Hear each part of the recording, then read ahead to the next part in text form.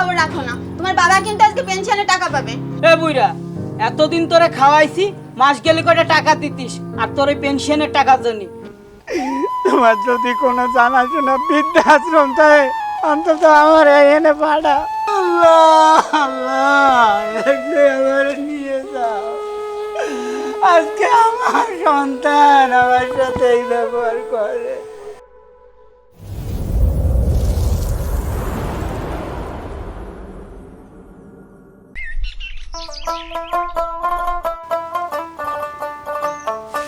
এই সংসারে খাটতে খাটতে আমার জীবনটা শেষ হয়ে যাচ্ছে।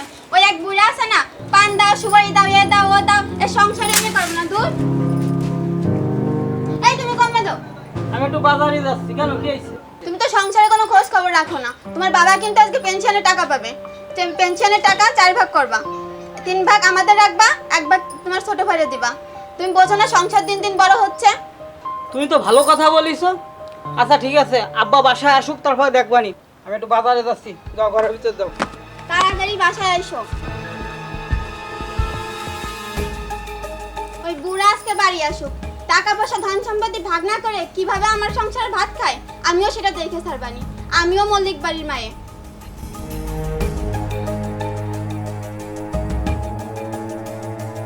এ সাগর, তোর খোঁজ খবর নেই, ব্যাপার কি? সারাদিন খালি টোটো করে বেড়ালি হবে?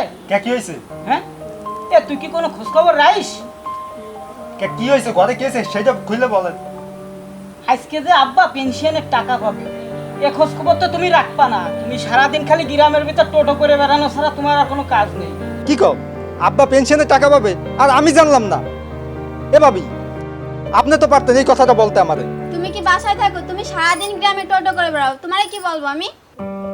বুড়োটা আইছে।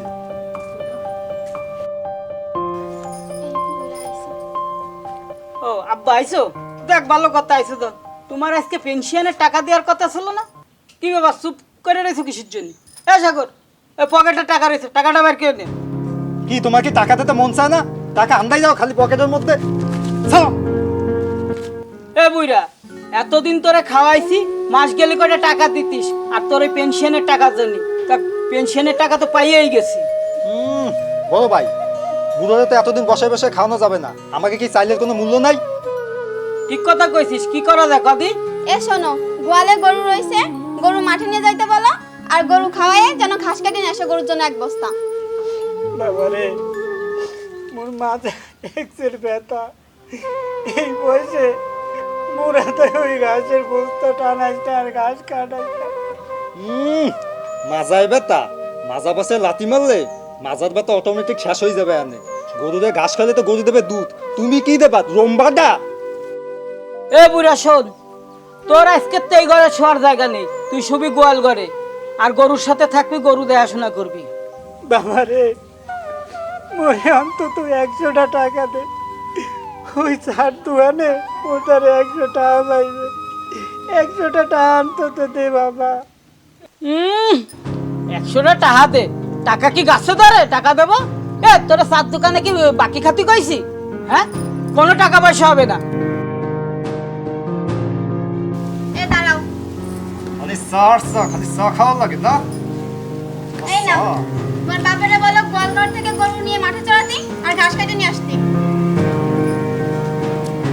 এই ধরো বস্তার কাছি, গরু নিয়ে মাঠে যাও, গরু ঘাস খায় নিয়ে আসবা, পেট যেন বড় গরু, আর 1 বস্তা ঘাস কেটে নিয়ে আসবা, ঠিক আছে? যাও যাও।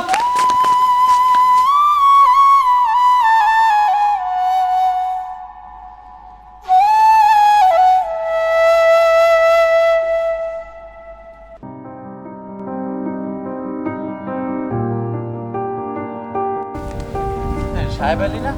সাহেব আলী ভাই, সাহেব আলী ভাই, আপনি আমার দিকে মুখ লুকাচ্ছেন কেন? আর কাশি এবং বস্তা নিয়ে কোথায় যাচ্ছেন? বাইরে ওই গরুর জন্য কয়টা ঘাস কাটতে যাইতেছে, ওলা মানে কাশি আর বস্তা ধরাই দিতেছে। কেন? আপনি 2 দিন আগে রিটায়ার করলেন, পেনশনে কত টাকা পাইলেন, সেই টাকাগুলো কি করছেন? আর আপনি এখন নামাজ পড়বেন, ইবাদত করবেন, খাওয়া দাওয়া করবেন, ঘুরে বেড়াবেন, আর এখন আপনি কাশি এবং বস্তা নিয়ে আপনি যাচ্ছেন গরুর জন্য ঘাস কাটতে? এটা আবার কোন ব্যাপার? বাইরে তোমারে কি কমু, পেনশনের টাকা ঠিকই পাইছি, অনেক টাকা পাইছি, কিন্তু ওই টাকা আমার কোনো কাজে হয় নাই। আমার পোলাবানে যখন পেনশনের টাকা নিয়ে বাড়ি এসেছি, ওরা আমার তাতে তাবাই লয়ে গেছে, আর আমার হাতে এই বস্তার কাছে ধরা এসেছে। ভাই, তোমার তার আমার একটাই অনুরোধ, তোমার যদি কোনো জানাশোনা বৃদ্ধাশ্রম থাকে অন্তত আমার এনে পাঠা, ওরা আমার মারিয়া লাইবে, ওরা আমার বাঁচতে দেবে না। ভাইরে কথা তো শুনলাম, এখন কি করুন ভাই বলেন? প্রতিটা পরিবারে এই ধরনের কম বেশি ঘটনা ঘটছে, তা আমরা আমাদের ছেলে মেয়েদের পারিবারিক শিক্ষা দিয়ে মানুষ করতে পারিনি। তা যাই হোক, আপনি আল্লাহর পরে ভরসা করেন, নামাজ পড়েন, খাওয়া দাওয়া করেন, আপনার দোয়া করে সুস্থ থাকেন। ভাই আর একটা কথা, ওই যে আপনি একটা বিমা করছিলেন না, আপনি তো 4 কিস্তি দিয়েছেন, তাই আপনার যত কষ্ট হোক আপনি ওই কিস্তিটা চালাই যান। বিমাটার মেয়াদ শেষ হয়ে গেলে ওই টাকা দিয়ে আপনার কিন্তু একটা ভবিষ্যৎ হবে। আচ্ছা ভাই, আমি তাহলে অফিসে যাচ্ছি, আপনি থাকেন। আসসালামু আলাইকুম।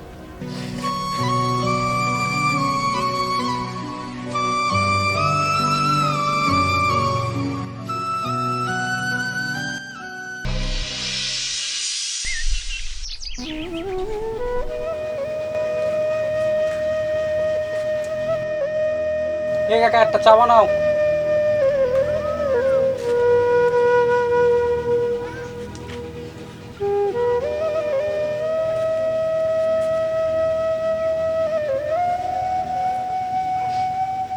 ও লতিফ ভাই, ভাই এক কাপ চা দাও না মোরে। চাটা হবে না, আগের টাকা দাও, তারপর চাটা হবে। তোমার 100 টাকা দিয়ে দিব না ভাই, এক কাপ চা দেও ভাই।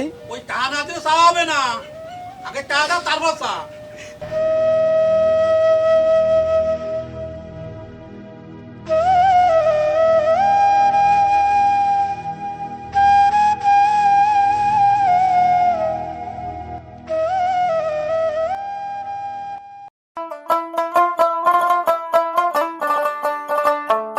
আলামিন ভাই, কেছে কি আপনার দুটো ভাই কেমন ভাই? কেন কেছে ক? লতিফ কাকুর দোকানে আপনার বাপে দাঁড়ায় থাকতে দেখছি, আপনার বাপে 100 টাকার জন্য লতিফ কাকু বেশি কথা বলেছে, এগুলো কি ঠিক? মার চাইতে মাসির দরদ বেশি, তাই না? তোর যদি অত মন চায় তুই যে খাওয়া যা। এ শোন, আমাকে বাপ আমরা বলবানি, বুঝতে পারিস? তুই যে কাজে যাচ্ছিস যা, তুই তোর নিজের সরকার তুই নিজে তেল দে। যা সব।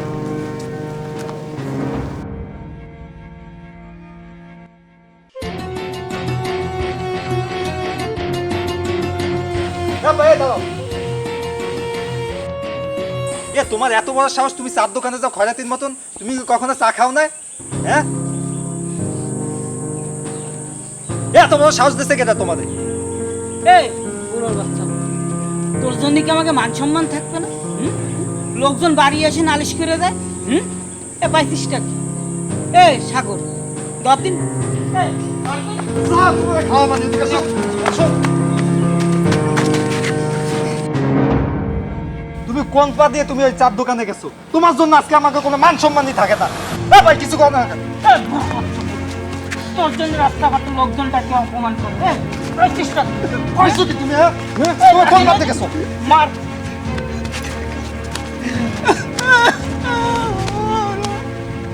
সাগর চল। কোনোদিন যদি দেখি যে তোমার জন্য আমাকে কোনো মান সম্মান নষ্ট হয়েছে, তাহলে তোমার মনে থাকবে না তোমার। আল্লাহ আল্লাহ, একটু আমার নিয়ে যাও।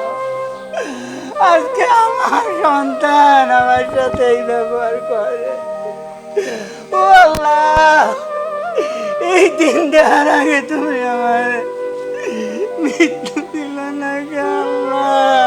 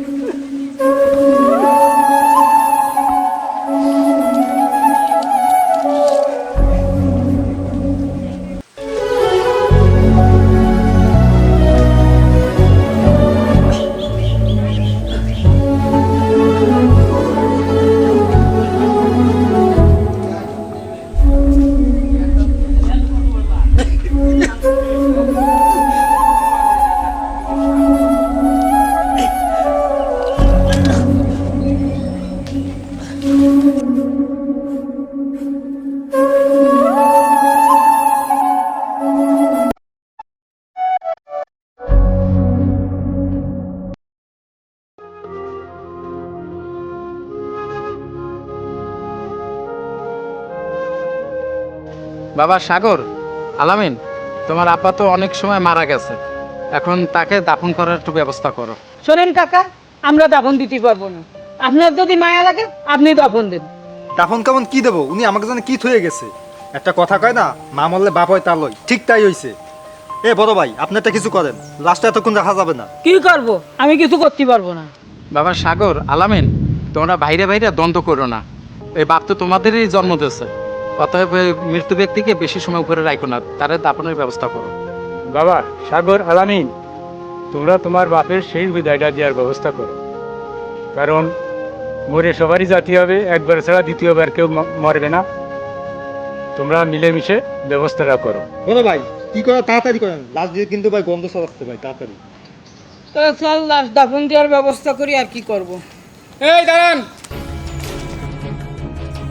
কে ভাই আপনি? আমি পাওনাদার। পাওনাদার মানে? আপনার বাবা আমার কাছ থেকে 1 লক্ষ টাকা নিছে আপনার ছোট ভাইয়ের অপারেশন করার জন্য। আর সে বলছিল যে পেনশনের যত সব টাকা পাবে আমার 1 লক্ষ টাকা দিবে, কিন্তু এখন পর্যন্ত আমি টাকা পাইনি। আর টাকা না পাওয়া পর্যন্ত আমি আপনার বাপকে দাফন দিতে দেবো না। এ সাগর, কি করবি এখন? আমি কি করবো মানে? জমি খাওয়ার সময় তো আপনি 3 ভাগ একা খাইছেন, তখন তো আমার কথা মনে ছিল না। আর কি করবেন তাড়াতাড়ি করেন, আর ওনাদের 1 লাখ টাকা দিয়েন, লাস্টটা তাড়াতাড়ি দাফন করার ব্যবস্থা করেন। দাফন হবে মানে? আমার টাকা এখনই তারপরে দাফন হবে। দাঁড়ান। কে ভাই আপনি? আপনিও কি পাওনাদার? না, আমি টাকা দিতে আসছি। মানে? আপনার বাবা বেঁচে থাকতে আমাদের বীমা কোম্পানিতে একটা বীমা করছিল। তিনি 4 কিস্তি দিয়ে মারা গেছে। আমাদের বীমা কোম্পানির একটা নিয়ম, 1 কিস্তি দিয়ে মারা গেলে সে পুরো টাকাটাই পাবে। আপনার বাবা 10 লক্ষ টাকা পেয়েছে। সাগর, আলামিন, আমরা চাকরি করা অবস্থায় তোমার বাপ আর আমি একসাথে বিমা করেছিলাম। সে 4 কিস্তি দিয়ে মারা গেছে।